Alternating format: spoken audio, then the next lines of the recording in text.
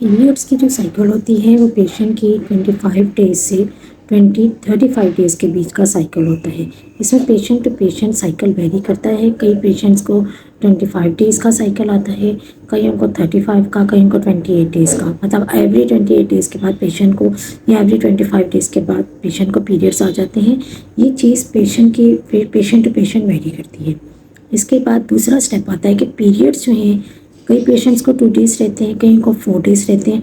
हम जो एवरेज लेते हैं वो 2 डेज़ से 8 डेज़ के बीच में साइकिल को एवरेज लिया जाता है। अब एब्नॉर्मेलिटीज़ कहाँ आती हैं? एब्नॉर्मेलिटीज़ आती हैं ऐसे केसेस में जिनका साइकिल 2 डेज़ से कम हो या जिनका साइकिल जो है 8 डेज़ से ज़्यादा जा रहा है। या दूसरे नंबर पे वो पेशेंट्स जिनको बहुत हेवीली ब्लीड हो रहा होता है, मतलब साइकिल में उनको ब्लीडिंग बहुत ज़्यादा हो रही होती है, क्लॉट्स पास हो रहे होते हैं। तीसरी चीज़ वो जिन्हें ब्लीडिंग के साथ पेन आ रहा होता है।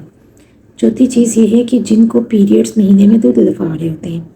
पांचवी ये चीज़ कि वो पेशेंट जो मेनोपॉज़ल स्टेट तक पहुंच गए हैं, मेनोपॉज़ हो चुका है और इवन देन मेनोपॉज़ के बाद ब्लीडिंग या स्पॉटिंग हो रही है। और एक कैटेगरी वो पेशेंट्स की है जिनको पीरियड्स के बाद डिस्चार्ज का प्रॉब्लम है जो ठीक नहीं हो रहा, या जिनको अपने हस्बैंड से कॉन्टैक्ट के बाद ब्लीडिंग या स्पॉटिंग होती है। ये वो केसेस हैं जिनको एवेल्युएशन की ज़रूरत होती है।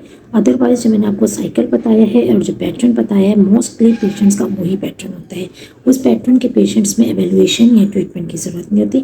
वो पैटर्न 19-20 के वेरिएशन के साथ पेशेंट टू पेशेंट वेरी करता है।